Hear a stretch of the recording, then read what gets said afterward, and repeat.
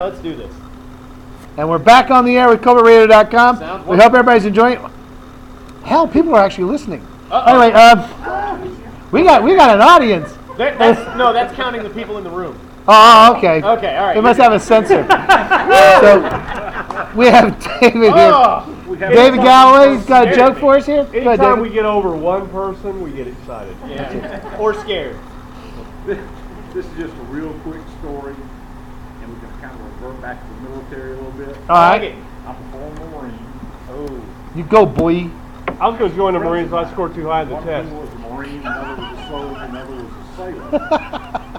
Attending a joint military school in San Diego. They decided to go to that awful town of Tijuana. Weekend. Just to see kind of how things were. They were riding down the road, and they got about 30 miles outside of San Diego going south. One of them looked over to the left, and he said, "Oh my God, look at that! There's a cow that was tangled in a fence."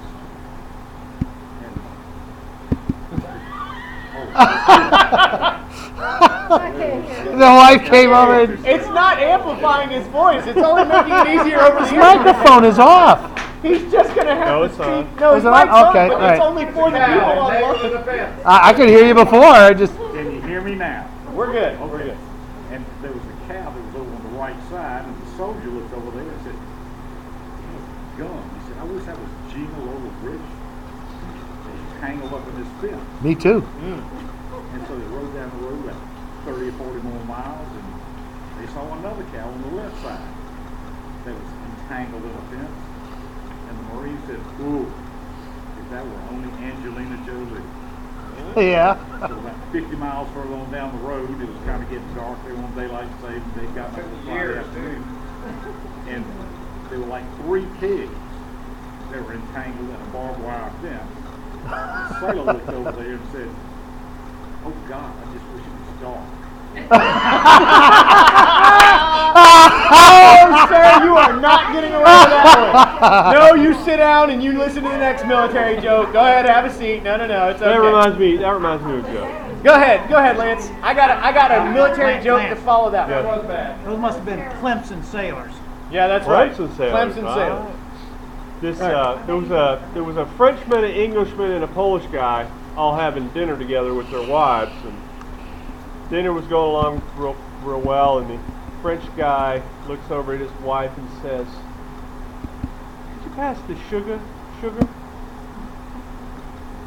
French guy and a Polish guy are going, "Hey, that's pretty good." French guy a few minutes later looks at his wife and says, "Could you pass the honey?" Man, pretty good. A few more minutes goes by, and the Polish guy looks over at his wife and into her eyes lovingly and says, "Could you pass the ham, you pig?"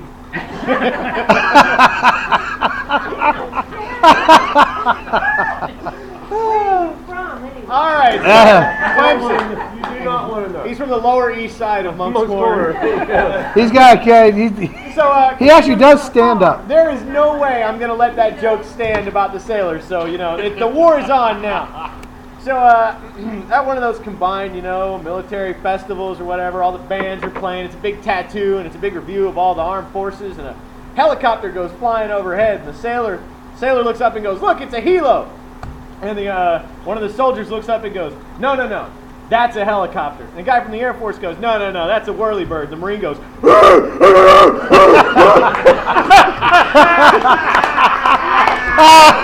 right. That's all they do. Gunny comes back from Vietnam. All right. It's changed him. He's a changed man. He's surly, swears all the time. He's come back to his beautiful wife, his lovely blonde-haired, blue-eyed babies, but he just swears. And the kids he's knocking his wife around. He's short with his kids. And finally she says, "Look, Gunny, I know it must have been hell over there for you, but we can't take any more of this. If you don't straighten up right now, I'm taking the kids and I'm leaving." And he goes, "Out of hell with this." And Gunny goes out and he just walks around all night, and all of a sudden he begins to understand, she's right. She's right. What the hell's wrong with me? I have a wonderful wife and children, a wonderful country. I'm going to straighten up right now. So he goes home and he's going to let his wife sleep that morning. And he gets the kids up and he goes, come on, kids, come on. He gets his beautiful daughter and his beautiful son. He brings them to the kitchen. He says, now, what can Daddy make for you? And the daughter looks and says, well, Gunny, I want some goddamn cornflakes. He grabs that girl by the behind and tears her up. And she says, you go back to your room and don't you come out till you know how to ask properly for your breakfast. And she goes out, she's crying.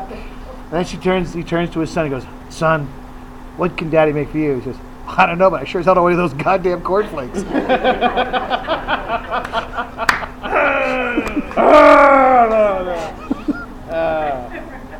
Military humor is always good. Well, we need more jokes, people. We got dead air time here. That's right. A newly married couple enter a... Brooke is jumping into Brooke, stuff here. Brooke's got a joke. Go. Go, Brookie. She's Go, left the Brookie. land of the timid. Go, Brooke. The Brookster, Brookerama. By the way, that's been the funniest source of material all night. Most I reliable. know. Thank God somebody ran some jokes off. That's right. What do fish say when they hit a concrete wall?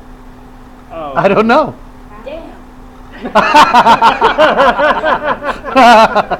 Hey, you know what the lamb would say about that? That was bad. Oh. That was a pretty good Stevie Nicks imitation. That's it. Good. What do you call 4 bullfighters in quicksand? I don't know. 4 bullfighters what? In quicksand. 4 bullfighters in quicksand. Quattro Cinco. Ah, okay. These are pretty heady jokes here. I'm telling you. That was a whole language thing, y'all. You have to be familiar with another language. Quattro, Cinco. If you don't habla el español, that joke might have been difficult. Here comes Fred. Here comes Fred. Oh, Fred, you got it. Fred? Come on, get up here. I can't tell a joke? Listen, a newly married... You got any more jokes? Yeah, but No. A newly married couple entered the honeymoon suite at an expensive hotel. She's a shiksa, and he's Jewish. A shiksa, a Gentile girl. A white girl. A white girl. Anyway, her maiden name was Jones, and now she's Mrs. Shlomo Rabinowitz. And the anticipation of the carnal pleasure they're about to enjoy just gets them to a fever pitch.